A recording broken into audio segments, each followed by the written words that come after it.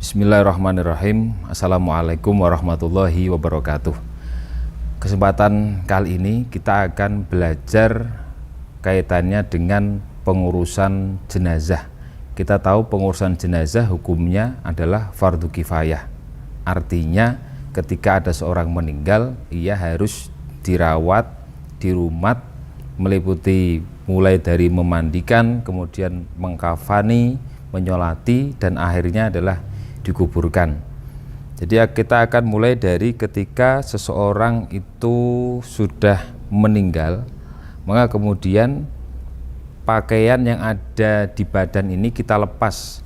Kita bisa gunakan gunting untuk menggunting baju yang dikenakan, celana dan lain sebagainya, kemudian kita ganti dengan penutup, kain penutup. Setelah itu yang kita persiapkan selanjutnya adalah kain kafan. Kain kafan ini kita persiapkan, kemudian mulai kita mengukur untuk persiapan nanti mengkafani si jenazah ini. Caranya adalah dengan kita ambil kafan tersebut, kemudian kita mulai ukur dari atas kepala sampai ke kaki, kita lebihkan sedikit, umpama seperti ini. Kemudian kita ukur jenazah kira-kira sekian, kita lebihkan atasnya sedikit, ya kira-kira 50 cm, bawahnya juga kita lebihkan sedikit, kira-kira 50 cm. Nah sekian, baru kemudian kita potong jadi dua bagian. Ini nanti fungsinya adalah untuk kain bagian bawah sebagai alas pertama penutup. Kemudian kalau kita ingin menggunakan baju dan sarung, itu juga bisa kita ukur, caranya sama. Berarti kalau baju kita mau buat komis, mulai dari pundak kita lebihkan kurang lebih sampai paha ya, sekian. Kemudian kita bagi dua, kita gunting bagian ini, kita jadikan kain penutup atau baju. Begitupun ketika sarung seperti itu, kita ukur mulai dari pinggang sampai ke kaki, kita bagi menjadi dua, sekian, kemudian kita potong. Nanti ini gunanya untuk sebagai sarung. Kemudian untuk badan si mayit juga perlu kita ukur nanti untuk membuat tali pengikat daripada mayat tersebut. Setelah semuanya sudah siap, maka kemudian kita akan lanjutkan ke step selanjutnya adalah proses memandikan jenazah. Sebelum kita mulai memandikan jenazah, kita perlu persiapkan terlebih dahulu tempat yang akan digunakan, alat-alat yang akan dipakai, kemudian siapa saja yang nanti memandikan jenazah. Ketika memandikan, kita bisa jenazah ini dipangku. Berarti beberapa orang, 4 orang duduk di kursi, kemudian jenazah dipangku, boleh seperti itu. Bisa juga kita menggunakan alas yang baiknya itu di bawahnya dikasih seperti penyangga supaya memudahkan aliran air nanti merasuk ke bawah. Ini seperti ini. Jadi bawahnya dikasih semacam pohon pisang, batang pohon pisang untuk menjaga bagian bawah. Kemudian untuk tempat itu mestinya di tempat yang tertutup. Kalau umpama tidak ada tempat yang tertutup, sediakanlah kain penutup penghalang sehingga ketika memandikan jenazah, orang lain itu tidak bisa melihat proses pemandian, supaya aurat dan apa yang ada di dalam jenazah tidak diketahui oleh orang lain. Adab-adab pemandian jenazah juga perlu kita ketahui. Kita bisa lihat nanti di bagian yang saya tampilkan. Setelah semua sudah siap, kemudian siapa yang memandikan? Yang memandikan adalah yang sejenis diutamakan, yakni yang laki-laki berarti memandikan jenazah laki-laki, perempuan memandikan jenazah perempuan, dan lebih diutamakan adalah keluarga dekatnya. Berarti kalau umpama ayah atau ibu berarti anaknya atau saudaranya. Jadi yang memiliki keterikatan lebih dekat itu yang lebih utama untuk memandikan daripada jenazah. Setelah semua sudah siap, kemudian mulai kita siapkan bahan-bahannya. Kita bisa mulai dari ember yang besar diisi air. Usahakan air yang mengalir, jadi sudah disiapkan selang dan sebagainya untuk memandikan. Kemudian gayung, dilanjutkan dengan cotton bud ini untuk membersihkan kotoran-kotoran yang di tempat kecil. Kemudian sampo, ini sampo ini kita gunakan ketika membersihkan rambut. Kemudian juga sabun untuk membersihkan, baiknya juga sabun cair. Kalau memang ada sabun batang seperti ini, bisa kita bisa kita buat supaya tipis. Nah, nanti dimasukkan ke dalam campuran air supaya lebih mudah. Ini tidak usah digosok-gosok. Selanjutnya ada di sini kapur barus. Ini kapur barus untuk siraman terakhir, dibuat diratakan atau dihaluskan. Ini kapur barus sudah kita haluskan, nanti untuk campuran di airnya. Kemudian sarung tangan supaya kulit tidak langsung bertemu dengan kulit, atau juga bisa menggunakan kain kafan sisa itu untuk membersihkan area-area menggosok. Kemudian ini kapas, ini juga bisa untuk membersihkan area-area tertentu. Kemudian ini jarik untuk penutupnya, dan jangan lupa handuk untuk nanti mengeringkan setelah proses pemandian jenazah tersebut. Baiklah, kita akan mulai proses pemandian jenazah dari langkah demi langkah. Pertama tentu kita akan pakai sarung penutup, atau tadi bisa juga menggunakan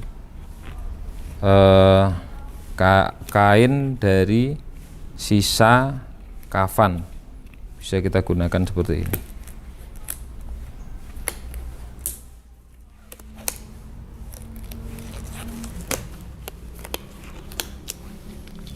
Bisa juga menggunakan sisa kain kafan.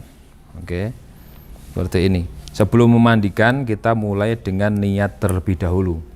Niat dalam hati bahwa saya ingin memandikan jenazah, saya niat memandikan jenazah lillahi ta'ala.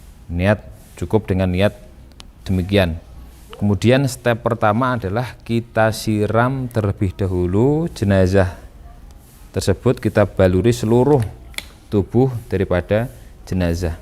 Usahakan tetap menggunakan kain yang tipis supaya air mudah masuk dan aurat tidak tersingkap.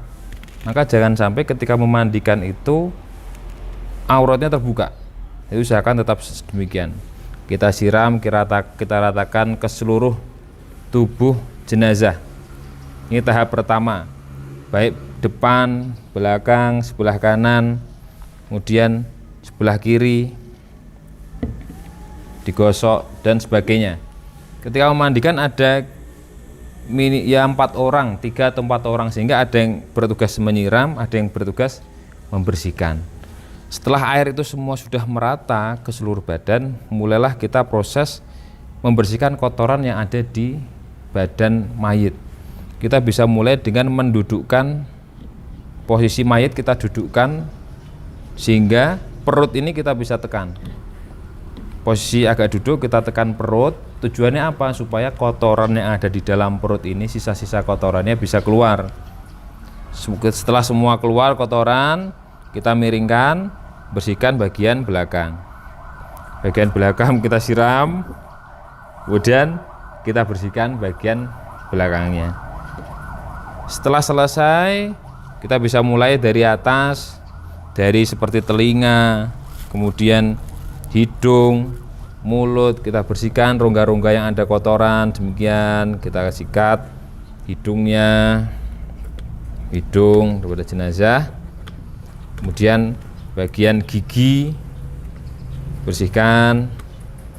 Kemudian pada sela-sela daripada tangan, nah demikian semua kita bersihkan. Kuku-kuku yang ada di jenazah, kuku-kukunya kita bersihkan. Di bagian kaki, nah Semua, intinya semua yang ada badan ini, kotoran-kotoran, tahap pertama adalah kita bersihkan semuanya. Juga lekukan-lekukan yang ada di badan, lekukan-lekukannya. Kemudian bagian dalam, kemaluan depan kita bersihkan, kemaluan belakang atau kubul dan duburnya kita bersihkan, sehingga kira-kira kotoran yang ada di badan ini semua sudah selesai, semua sudah bersih. Ini adalah tahapan pertama dari memandikan jenazah tersebut. Setelah semua kotoran kira-kira sudah kita bersihkan, kita mulai siram dengan bagian yang kedua. Kita siram kembali, bersihkan yang tadi sudah kita bersihkan. Kemudian proses selanjutnya adalah kita memwudukan jenazah. Tahap kedua setelah kita siram, kita bersihkan, tahap kedua adalah memwudukan jenazah. Ketika hendak mewudui, kita juga mulai dengan niat. Saya niat mewudukan jenazah lillahi ta'ala. Niat tersebut kita mengucapkan atau kita dalam hati dibarengi ketika membasuh muka. Jadi basuhan muka pertama saya niat niat mewudukan jenazah lillahi ta'ala. Kemudian baru kita gebyur mulai dari muka, kemudian tangan yang kita mau gebyur sampai siku, tangan 3 kali, kemudian tangan sebelah kiri baik kita gebyur, kemudian kepala kita siram, dan terakhir pada kaki kanan maupun kaki sebelah kiri. Nah, ini tahapan kedua, yakni memwudukan jenazah. Setelah jenazah selesai diwudukan, kita mulai untuk membersihkan jenazah dengan air yang sudah kita campur dengan sabun. Jadi air sabun yang tadi sudah kita siapkan bisa kita masukkan ke dalam air, kemudian jadi supaya seperti sabun cair, supaya mudah ketika membersihkan. Ini air yang sudah tercampur dengan sabun tadi kita bisa siramkan ke tubuh jenazah, kemudian kafan sisa ini tadi kita bisa gosok-gosokkan ke badan jenazah, kita bersihkan dan sebagainya, muka dan sebagainya. Dan sampo juga kita pergunakan untuk membersihkan rambut daripada jenazah.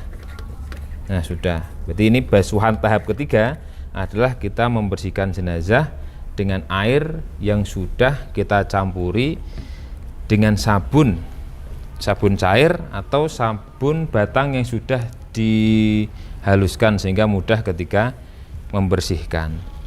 Setelah tahapan itu selesai, kita bilas kembali. Setelah semua sudah bersih, dibasah bersih, depan semua sudah bersih.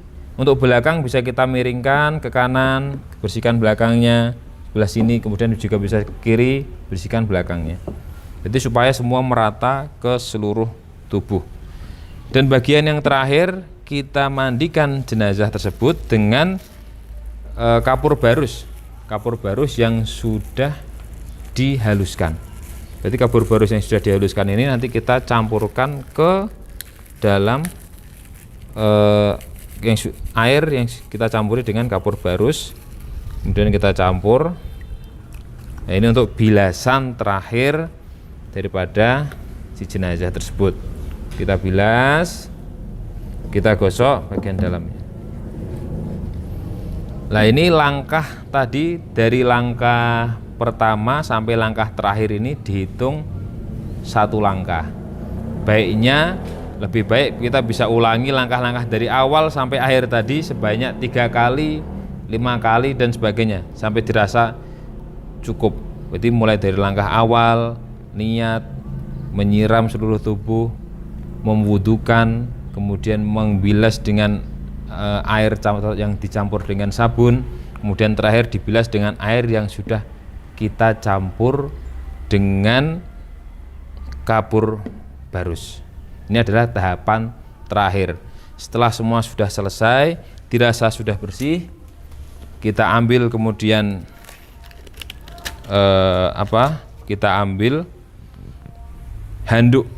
Usahakan handuk yang tebal supaya lebih cepat ketika menyerap air daripada jenazah tersebut. Kita ambil, kita bersihkan, kita keringkan jenazah, kemudian kita ganti kain yang tadi sebagai basahan, kita ganti dengan kain yang kering. Jadi kita bersihkan. Setelah demikian, maka proses memandikan jenazah telah selesai. Kita selanjutnya akan masuk kepada tahap kedua, yakni tahap bagaimana cara mengkafani jenazah.